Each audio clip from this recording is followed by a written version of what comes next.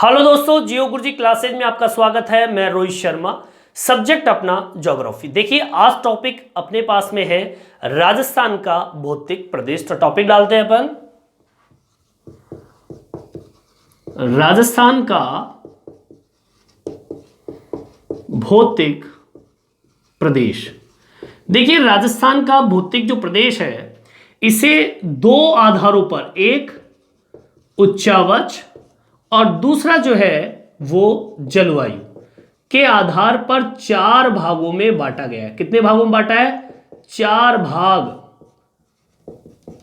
भागों में इसको बांटा गया है।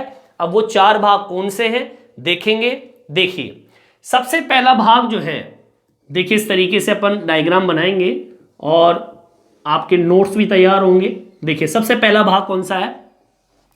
देखिए, सबसे पहला भाग जो आता है अपना आता है उत्तरी पश्चिमी मरुस्थलीय प्रदेश, जो कि आपका मरुस्थलीय क्षेत्र है। ठीक है, पहला भाग आपका ये होता है। दूसरे नंबर पे जो आता है वो आता है मध्यवर्तीय अरावली प्रदेश, जो कि आपकी पर्वतमाला है। ठीक है, ये हमारा दूसरा बिंदु होता है। तीसरे नंबर पे जो आता है ये आपका कौन सा भाग है? जो मैदानी क्षेत्र हम बोल सकते हैं, पूर्वी मैदान। ये आपका तीसरे नंबर का टॉपिक है।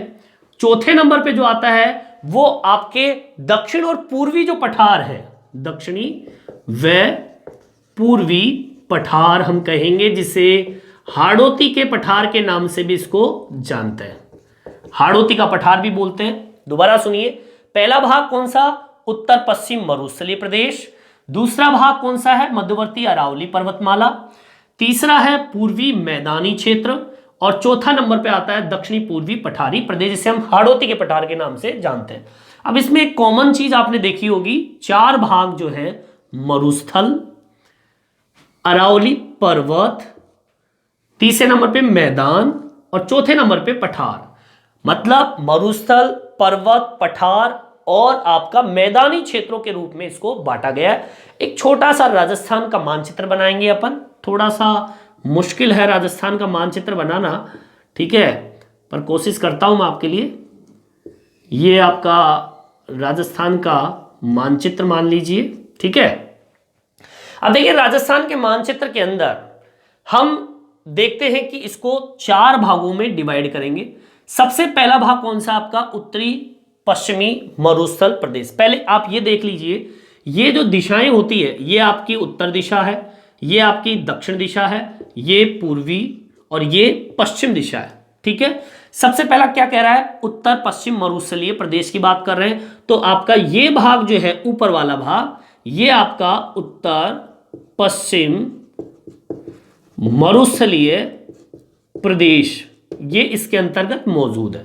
ठीक है, सेकंड नंबर पे जो आता है वो आपका मध्यवर्तीय, नाम बोल रहा है राजस्थान के बीचों बीच से ये गुजर रहा है, तो ये भाग जो हो गया ये मध्यवर्तीय अरावली पर्वत माला या प्रदेश, ये आपके अरावली पर्वत श्रृंखला से संबंधित है। ठीक है, अब आता है आपका कौन सा?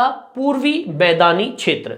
ये पूर्वी मैदानी क्षेत्र जो है वो ये वाला भाग है, इसको हम डालेंगे पूर्वी मैदान, मैदानी प्रदेश।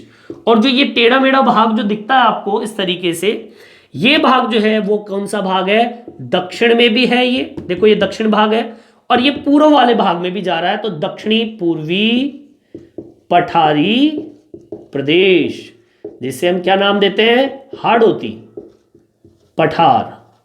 क्लियर? इस तरीके से पहला उत्तरी पश्चिमी मरुस्थलीय प्रदेश, दूसरा मध्यवर्ती अरावली पर्वतमाला प्रदेश, तीसरा पूर्वी मैदानी प्रदेश और चौथा दक्षिणी पूर्वी पठारी प्रदेश। ये चार भागों में इसको डिवाइड किया राजस्थान के भौतिक प्रदेशों को। ठीक है, चलिए आगे की ओर बढ़ते हैं पवन। अब देखिए, ये चार भाग है। अब इन चारों भागों के अंतर्गत हमारी कुछ सामान्य जानकारियां इस तरीके से हो सकती है, जैसे कि आपके उत्तरी पश्चिमी मरुस्थलीय प्रदेश में कौन कौन से जिले मौजूद है, ठीक है, इसकी हम बात करते हैं जो इसमें आते हैं। कुल मिला के इसमें 12 जिले मौजूद है। कितने जिले मौजूद है? 12 जिले मौजूद है, ठीक है, उत्तर पश्चिम मरुस्थलीय प्रदेश के अंदर। अब वो कौन कौन से जिले, एक एक का देखते हैं अपन। एक, जैसलमेर, जैसलमेर, ठीक है, जो कि आपके इसी भाग के अंदर मौजूद है। जैसलमेर यहीं पर मौजूद है इस तरीके से, ठीक है। दूसरे नंबर पे जो आता है वो कौन सा आता है? बाड़मेर। तीसरे नंबर पे आता है बीकानेर, ठीक है। ये जितने भी जैसलमेर, बाड़मेर, बीकानेर एक जैसे शब्द है, ये आपके इधर ही आता है। इसके साथ में आता है जोधपुर। पांचवें नंबर पे जो बिंदु आता है कौन सा? श्री गंगानगर, ठीक है, जो आपके ऊपर वाले भाग पे मौजूद है। छठे नंबर पे जो मौजूद है वो है हनुमानगढ़, ठीक है। इसी के साथ में सातवें नंबर पे आता है चूरू। आठवें नंबर पे जो जिला आता है वो कौन सा आता है? झुंझुनू। इसी के साथ में एक जिला और मौजूद है सीकर। 10वें नंबर पे आता है नागौर। और 11वें नंबर पे जो आता है वो आता है कौन सा? पाली। 12वें नंबर पे जो आता है वो है जालोर। ये कुल मिला के 12 जिले ऐसे हैं जो कि उत्तर पश्चिमी मरुस्थलीय क्षेत्र, मतलब इस वाले भाग में मौजूद है। इस वाले भाग के अंदर राजस्थान के अंतर्गत मौजूद है। क्लियर? आगे की ओर बढ़ते हैं। अब हम बात करते हैं मध्यवर्तीय अरावली पर्वत प्रदेश के बारे में कि यहां पर कौन कौन से जिले मौजूद है, ठीक है। इसको आप उतार लीजिए, ठीक है। चलिए आगे की ओर बढ़ते हैं अपन।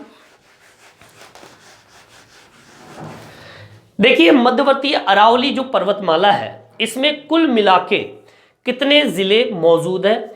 इसमें कुल मिलाके 13 जिले मौजूद है। कितने जिले मौजूद है? 13। देखिए इसकी बात कर रहे हैं अपन, 13 जिले।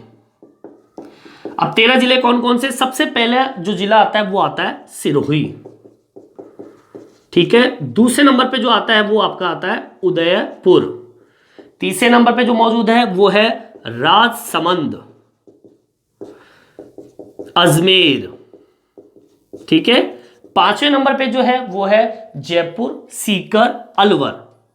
जयपुर, सीकर, अलवर, ठीक है। 7 बिंदु हो गए। 8वें नंबर पे जो आता है वो डूंगरपुर, चित्तौड़गढ़।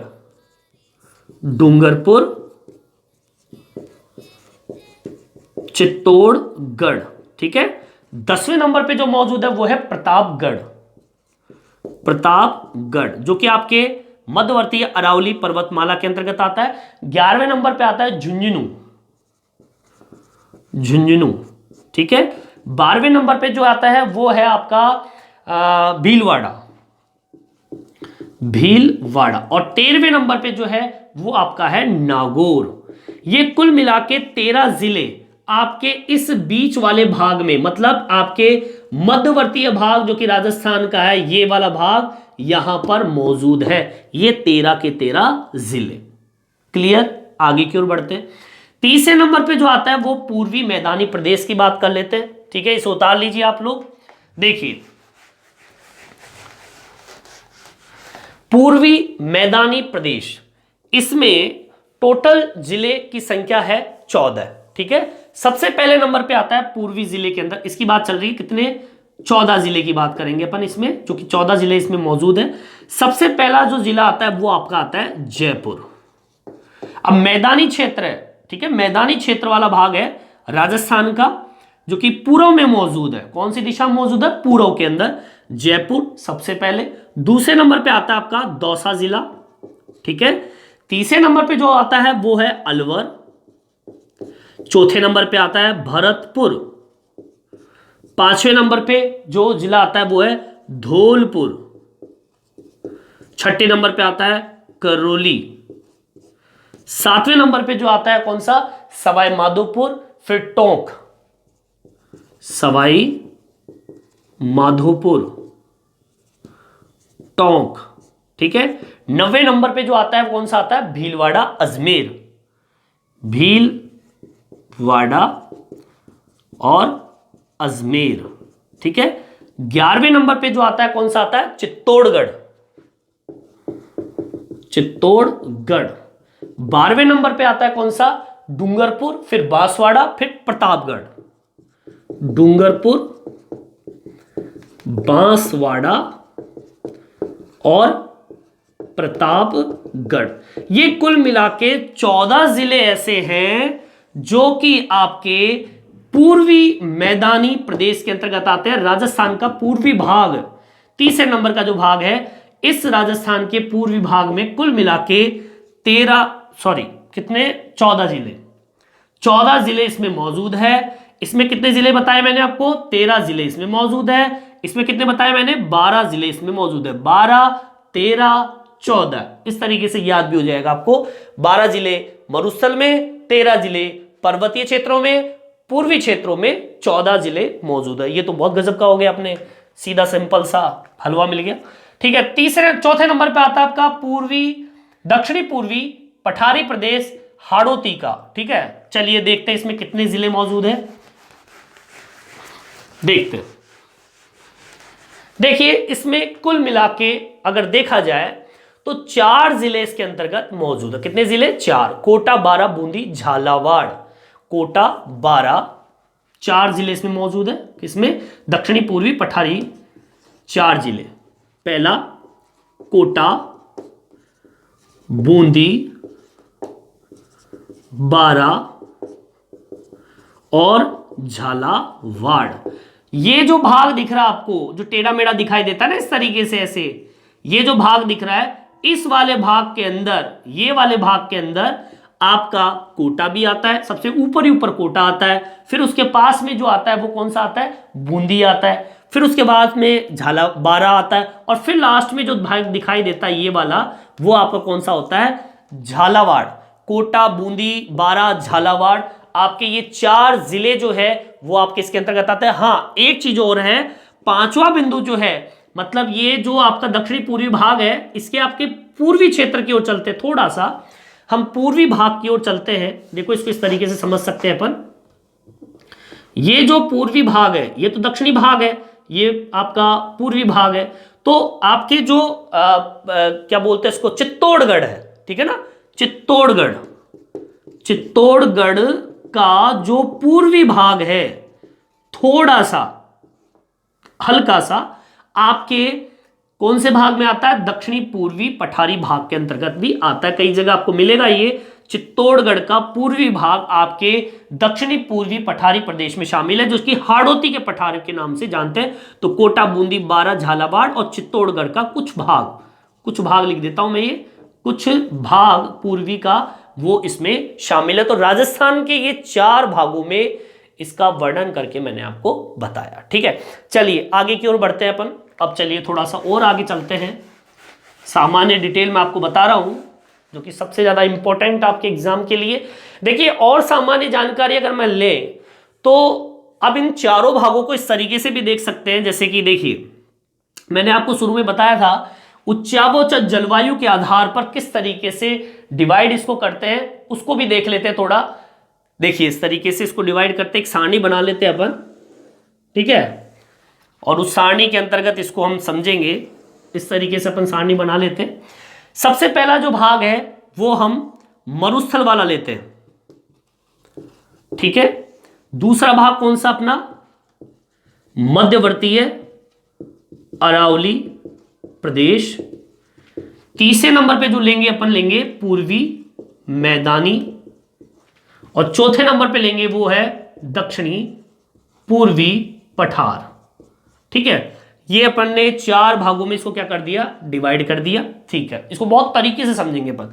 अगर मैं क्षेत्रफल की बात करूं, किसकी बात करता हूं? क्षेत्रफल की। क्षेत्र यहां लिख देता हूं, क्षेत्रफल। अब देखिए मरुस्थल का, अगर देखें मरुस्थल का, राजस्थान में मरुस्थल का क्षेत्रफल देखें तो 61.11% मरुस्थल का भाग है।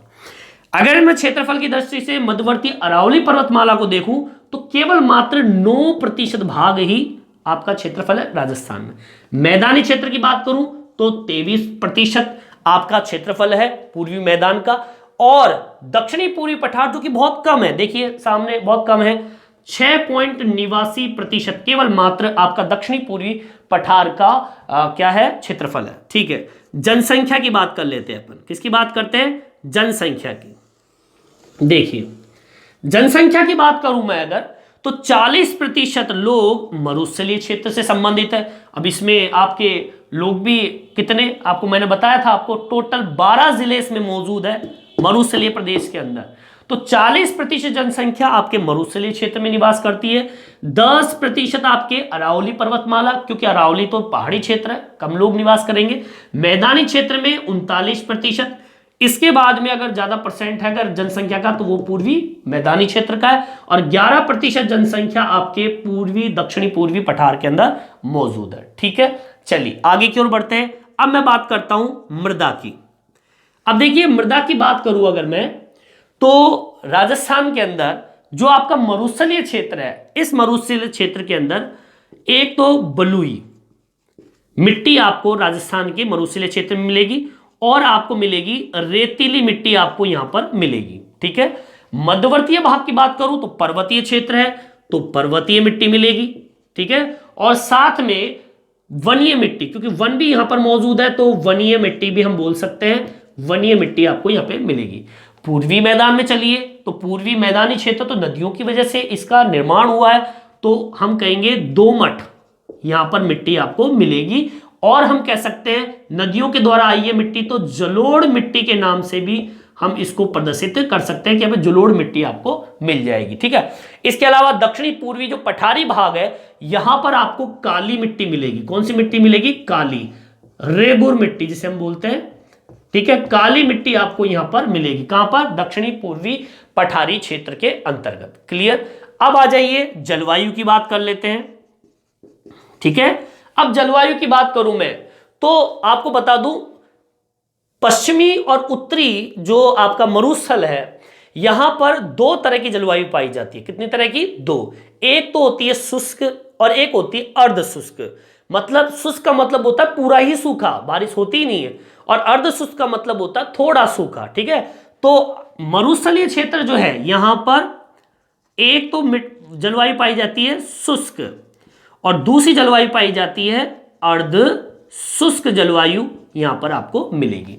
मध्यवर्तीय अरावली पर्वतमाला की बात करूं तो यहां पर उप आर्द्र जलवायु आपको मिलेगी। ठीक है, आर्द्र मतलब नमी। ठीक है, पर्वतीय क्षेत्रों में नमी पाई जाती है, तो नमी उप आर्द्र जलवायु हम कहेंगे। पूर्वी मैदानी क्षेत्रों की बात करें तो यहां पर आर्द्र जलवायु मतलब अधिक मात्रा में आर्द्र स्थिति मिलेगी, आपको पानी की मात्रा आपको मिलेगी।